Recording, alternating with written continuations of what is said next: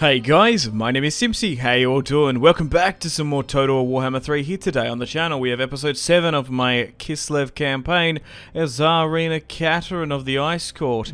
Here today, we should be able to confederate for the first time with, the first and last time I guess, with Kislev and unite all the Kislev clans and tribes under one banner, which is that of the Red Tsar Boris and Tzarina Katarin. So if you like the sound of that, feel free to leave the video a like and subscribe if you're new. Alright, so in the last episode we managed to take Khorne's Demon Prince soul. So we've done 2 out of the 4. Now we have to wait 20, 25, 30 or so turns before the... Oh, okay. What do you want? Clan Grittus has now attacked me. Brilliant. So we're going to have to deal with them. And... what's this? I can't remember having an army here. Well, it's absolutely stuffed anyway. Oh, no, it's... no, I never have it. I never had that. Oh, I think it's full-on confederated now. Yep. Ah, so we've managed to bring in Kislev into the fold. And now we've gained a lot of his territories. Because, yeah, in the Black Gulch and the Trollheim Mountains. Yeah, because he really overextended there. That's rather annoying. I guess that'll give us a bit of a delay time and tactic. Right. Okay, so this is what we occupy now. So we've taken these 2 pieces of territory. Right, we need to really lock down this area now that we've got, I guess. We'll move Katarin westward. We do have to get that trait off her as well, so we will have to garrison her in Kislev. She's now rank 40, which is awesome. But yeah, basically we just got to consolidate. Oh my god. Oh, it happened during the end turns as well. We bankrupted the faction. Yeah, look at this. Our replenishment has gone to absolute shit. It's shot. That's rather annoying. Well, Kislev here with 11 units. And an elemental bear, that's super expensive. And then he's got 3 in the north. Yeah, unfortunately, 2 out of the 4 provinces that he had have been razed to the ground, and the demon prince is there. Alright, so I guess in this episode now, for the first couple of turns, we need to lock this stuff down. We need to set up a perimeter and a defensive line to stop chaos incursions coming in. You can essentially get caught and overextend slightly depending on Kislev position once you confederate with him. This happens for all factions. You really got to be careful when you confederate with factions, because sometimes it actually can put you more at a disadvantage than an advantage. But Kislev's there. That elemental bear costs 600. That's crazy. So honestly, I think I might just get rid of this entire army except for the patriarch there, because I want to... yeah... like, there's some Frost Maidens here, we might as well get rid of them. I want to send Kislev back to a Kossar army. So we might even just abandon Castle Alexandronov. Although it's a good wine resource, I think we need to fall back for this defensive line, because those 4 territories are incredibly exposed to the north. And we'll wait for the Red Tsar Boris to rock up. And I guess we'll send Tzarina Katarin over. But... yeah, it's going to be interesting. Hopefully, we don't lose too much territory from that confederation now. But we have united Kislev, but it's come at a bit of a cost. I'm not even going to lie about that fact. Alright, so we can get some more trade rights with Zufbar and a military alliance. It's always good getting military alliances with dwarves and the Empire if you're Kislev, as they can come over and close rifts that open up. There are some rifts still open in the south, though. Alright, yeah, so we're just losing this territory on the border here. And they seem to be raising it as well. Yeah. We can stop these attacks once Katarin and Boris get there, but there's not really too much we can do about it now. Alright, so at the altar of the Crimson Harvest, we'll auto-resolve that one. I reckon if we manually played that, we might very well have lost it. Okay, so what I'll do now is I'll move this army with the Boyar into Kislev, and we'll get rid of him. Although he's level 14, he's quite good. Kislev is still probably better. He's not the best, but here he is. He'll be able to make do, I guess. How have they spec'd him? Oh, I wish we could completely reset this all.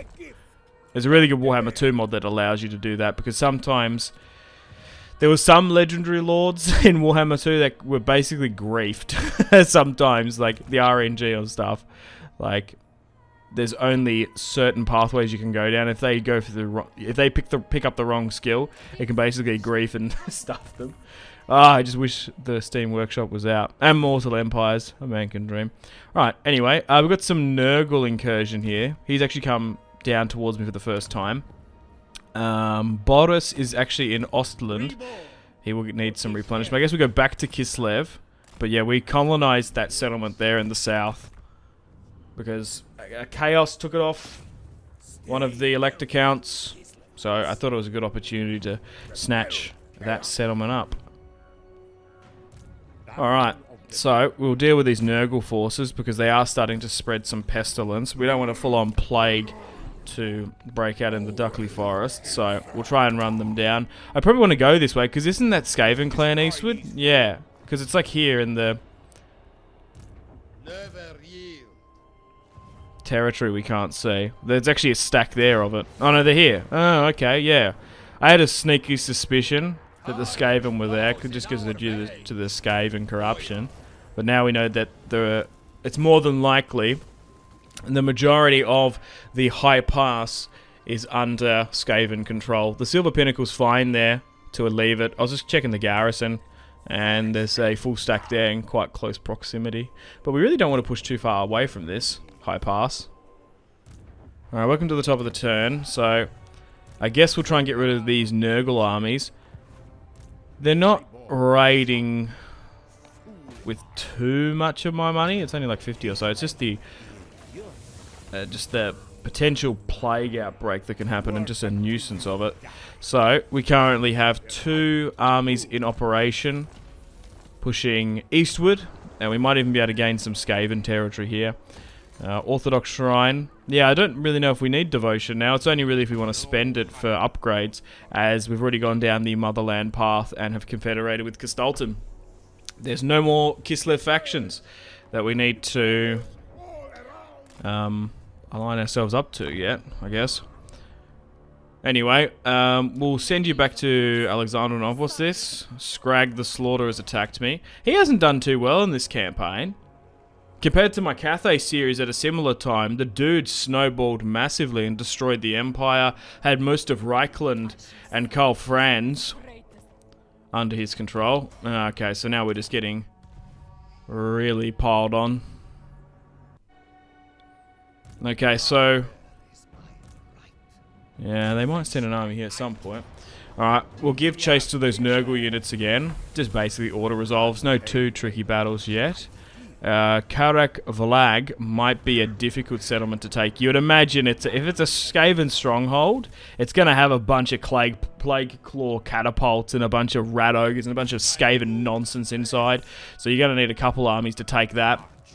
And there's additional reinforcements coming. We had massive problems with Throt turtling with 2 armies earlier in this series, so I already know how hard it is to take a fortress like that. So what I want to do is I want to rally up here at this smaller fort, and we'll make a play against the Skaven. We might even be able to bait that army in closer towards us as well, and take the peak here. Alright, welcome to the top of the turn. We've got the movement now to move on in. And yet the Skaven occupy it. It's even going to be a close victory. Oh, so even a small settlement like the Kurik Peak, which we will need to build siege equipment there, they do have their own Plague Claw catapult and some rat ogres here and there. There's a pretty... actually, they've moved a lot closer. It's a decent garrison. I don't think it's enough to stop an attack. They got some plague monks there. We'll continue to build the siege equipment, because they could attack us, and we might have to manually play that one. Alright, so 2 full stacks going on in the east. My 3 other armies, which make up the 5 of the total Kislev fighting military force. We'll get Kistalton with his Kossars to start trying to... we need to get the money. I invested in one of these regions that we can stop the construction of, because we want to try and colonize it this term. But you're most looking to pause and have a look at my provinces and how I've constructed my territory, if you're curious for a bit of a blueprint. But the Kislev building chain isn't overly too hard. Alright.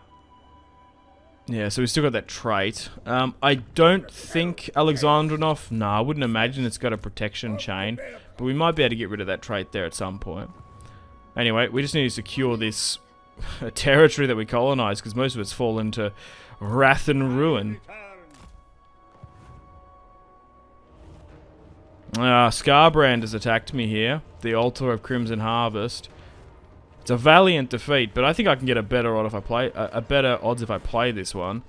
It's basically Minotaurs, but SKARBRAND's level 19, and it's our first time fighting him. So let's fight this one against SKARBRAND.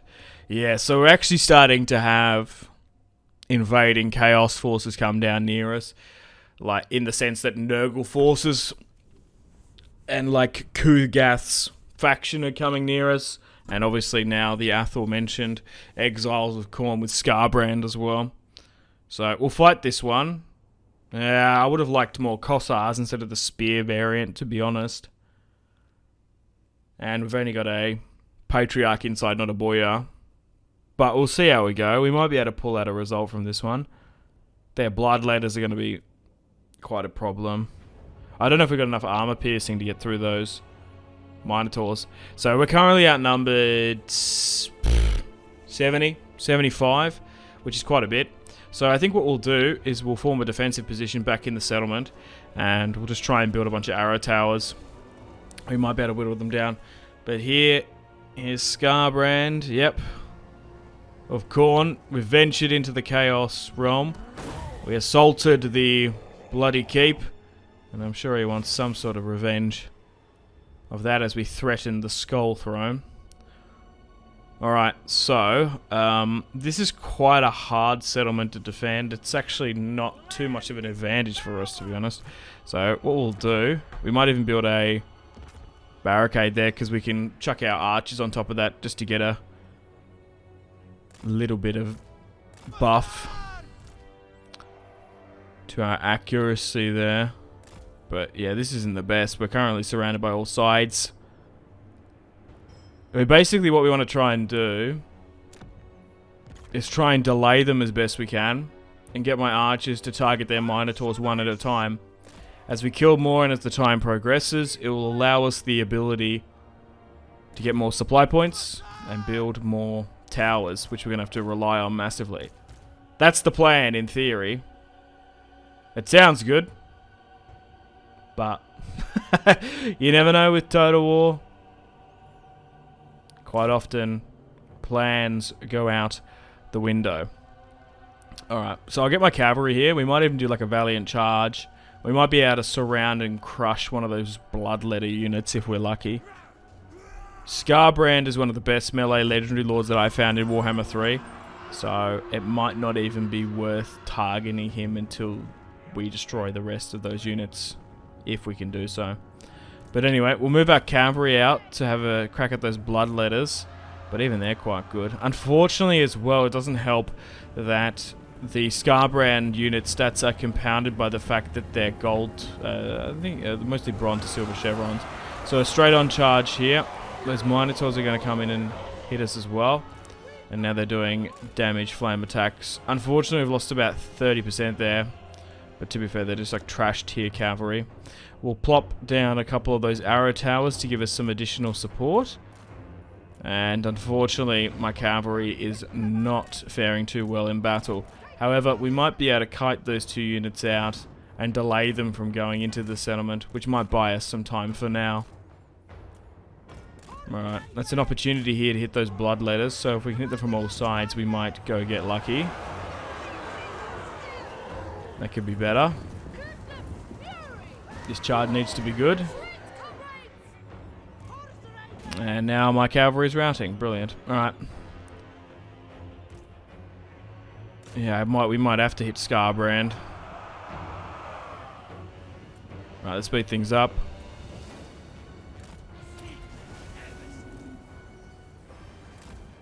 We'll swing you around to give us some additional reinforcements. Alright, you move here if you're not getting attacked. Well, we seem to be doing a little bit of damage. Nothing too crazy. Alright, we want to try and upgrade our towers as well. Because the Kislev tier 3 and 4 tower is super strong. It's whenever they get that frostbite shot, it can actually be quite insane. Yeah, we might just have to target SKARBRAND and actually go on melee attack. Oh my god, those Minotaurs are giving us absolutely no chance. We are actually whittling his health down a bit. Maybe a couple more decent volleys, we might be in a better position. Nah, but maybe this battle was certain defeat. Oh no, we actually get... no. Like I said, plans change and we have to pivot and stuff goes out the window, but... oh, we're going down to half health here. But nah, everyone else unfortunately has capitulated due to those damn Minotaurs. And SKARBRAND is going to get his first victory against the brave Kislevites as he ascends to the sky and slams down here.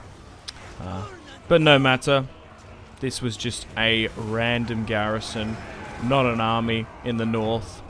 And we essentially got this settlement for free. Yeah, I thought Kastalton was doing alright.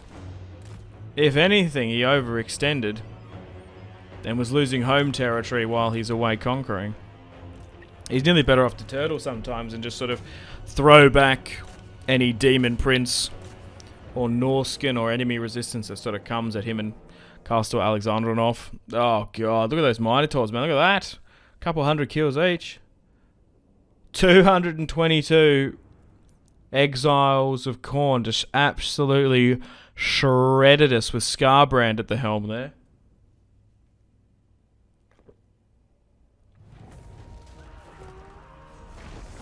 That's alright. That's unfortunate. And we lost that. I don't know what that was giving us, but it was probably giving us some decent bonuses. Alright, back over in the east. They got an army inside. So, how many do we lose if we... that's alright. Because what I'll do is we'll auto-resolve that one. And I'll play this one manually against the Skaven. That'll be fun. Let's get just some more Kossars in. They might even intercept me. I guess we'll just get some Empire units. Alrighty. Back over in the west. We'll try and get a market there. And we want to try and get Troll County under our control. I basically want one of my armies to be the colonizing farmer. But we might have to send Katarin just for time's sake. As it's not going to be too far away. Probably 10 or so turns before the next Rift event opens. So we've got Nurgle and Tzeentch left. I let you guys choose the last one, but I want to choose the next one. I reckon we'll go Nurgle, unless someone really beats us to us or something happens to Katarin. But I think we'll make a defensive line here. Alright, so I've skipped a little bit ahead. SKARBRAND's now coming back by sea. Tzarina Katarin is garrisoning at Castle Alexandrinov. Kastalton's nearby, and we're going to be able to bring Troll County under our control, taking the fort. And I'll get Boris to actually garrison here and try and hold this bridge crossing. It's quite a decent choke point, which is interesting. But unfortunately, in the north, in the Troll High Mountains, we lost most of Kastalton's territory that he took. Oh, here we go. I was actually going after this Clan Ritus army, but we've actually got an opportunity to intercept the Underway as they're trying to retake their settlement. We'll fight this one. This will be a good one. A couple of Plague Monks, nothing too crazy.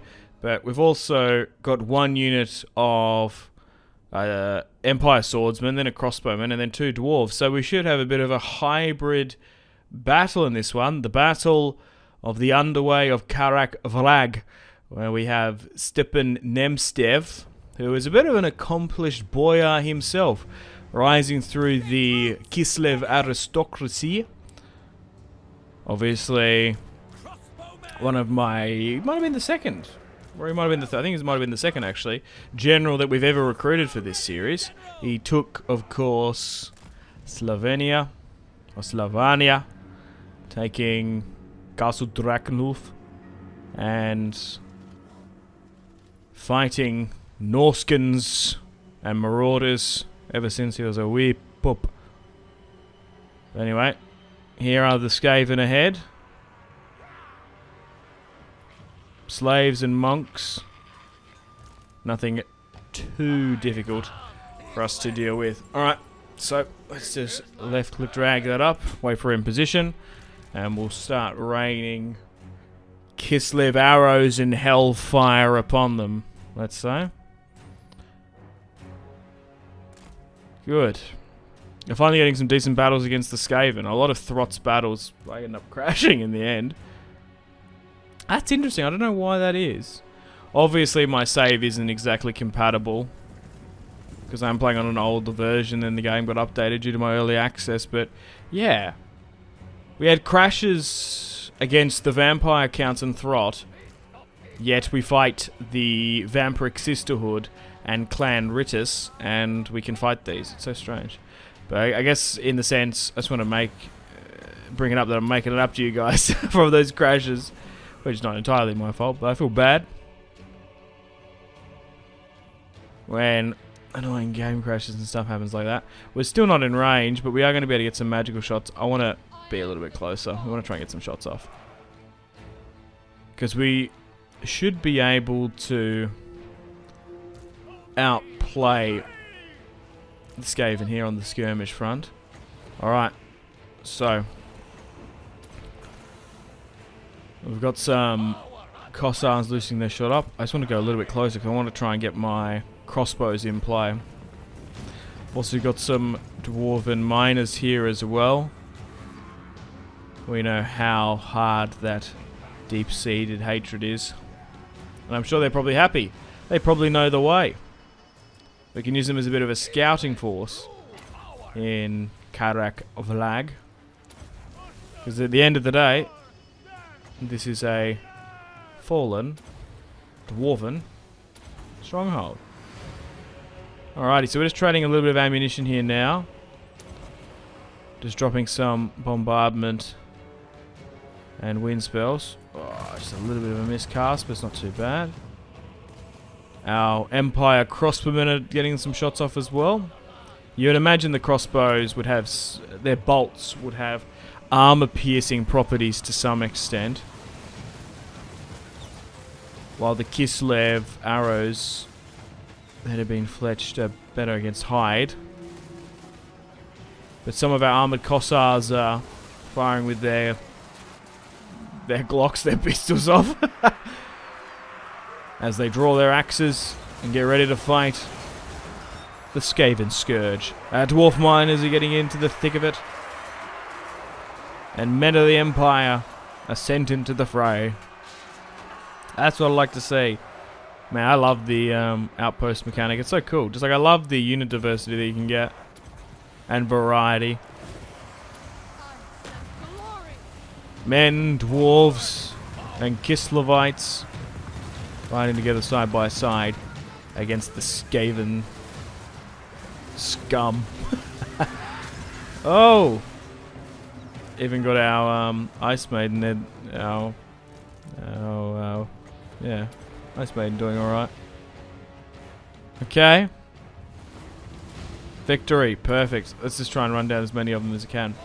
So, you would imagine that they probably haven't got many settlements left. When they declared war upon me in this episode, did they have 4? I think so. They would have had 4. So that means their region capital is the last one. So once we replenish and repair, we should be able to march and take out Clan Gritus. Now, I probably don't want to push any far eastward because it's getting to the point where the territory that lies further east is not under our habitation suitability. So I think this is probably as far as I want to push eastward. You can make an argument that it's a little bit high risk, low reward here. Apart from the mines in the Silver Pinnacle, you can't overextend yourself. Well, it's a weird thing. Like, depending on the difficulty, you can actually be disincentivized to make huge, long, sprawling empires. Because once the rifts form up, you've got to protect your own territory. Particularly towards the end of the game, Like, we might actually lose a lot of territory that we've fought and held on to, just because the rifts just spawn up, because just due to the nature of the thing, the more territory you have, the more rifts you have to deal with. And then you only can get a certain amount of armies, to some extent. Anyway, I think we'll try and wrap things up here. Thank you very much for watching. This is currently what the land of Kislev now looks like. We've actually been attacked down here in Castle Drakenhof by a small rebel vampire count's army. Although the garrison is going to be destroyed, we're going to be able to throw them back in an auto-resolve. Kugath Plaguefather has made an appearance in the campaign for the first time. We're still dealing with the Skaven here over in the east, but it looks like Karak Vlag is probably going to be taken. Kugath, yeah, has pushed through the mountain pass with some Norscan marauders. Bloody brilliant. So we're going to have to deal with them at some point. We might have to send Stepan back here. What's going on here? Kostaltin's moving back to Prague, as Tzarina Katarin holds Alexandrinov, and Boris is further north as well. We've got a Slanesh army moving in here, or it's a rebel army, but mostly Slanesh. We're going to be able to intercept it. Oh no, we're going to lose 2 units. Well, stuff them. I thought we'd be able to auto-resolve that. That's a huge army. Well, attack me at Alexandrinov. We'll have additional reinforcements. The Demon Prince is now back as well. And we've also got Boris over here as well in this defensive position. But so far, this is what it looks like. The Kislev Empire. So thank you very much for watching episode 7 of my Total War Warhammer 3 Let's Play. Stay tuned for episode 8 coming out soon. So I guess we've got to deal with a couple of moving parts here. We've obviously got more of the Rift events to come up, so we might actually have to go into Nurgle's realm. Kugath has been sent as a potential warning that we might go into the realm, I guess. We might have to go into Zinch. Maybe. He's threatening us there to some extent. We've still got to deal with those Skaven, but the Greenskins actually might take him out completely. So that's a shame. We might not be able to put the final nail in the clan Grutta's coffin. But to the south and southwest, the Empire and the Lector Counts are kind of secure. Look, there's some enemy Scrag territory, but everything's pretty much locked down, even southeastward, towards the Dwarves and Castle Drakenhof. There's not too much going on down there. It's basically we border the frozen Norscan north and the chaos and the demons and minions that hang out beyond it. But yeah, we might have to deal with more chaos armies and their incursion. We've got rifts coming open. We've got Kugath as well. So still a lot longer in this campaign to go. We're about 70 or so turns. So campaigns in Warhammer can go between 150 turns. I think that's what my Cathay one. My Cathay one wanted a little bit longer than probably what it needed to. But yeah, we've still got to do this 2 survival battles, and then we've obviously got to fight Be'lakor. And then that's a GG. So anyway, thanks guys for watching. Stay tuned for more videos on the channel as always. And yeah, take care everyone. I'm going to play the outro now, and I'll see you in the next one. Unfortunately, it's time to end the video here. Thank you very much for watching. Check out my social media links in the description below if you want to stay connected with me. I also want to say thank you to this month's patrons and channel members: Victor K, Sebastian C, Jordan K, Caesar L, Brian S, Tao, Lion B, Kyle P, Tom C, and White P. My name has been Simpzy. Much love from Australia. I'll see you in the next one. Goodbye.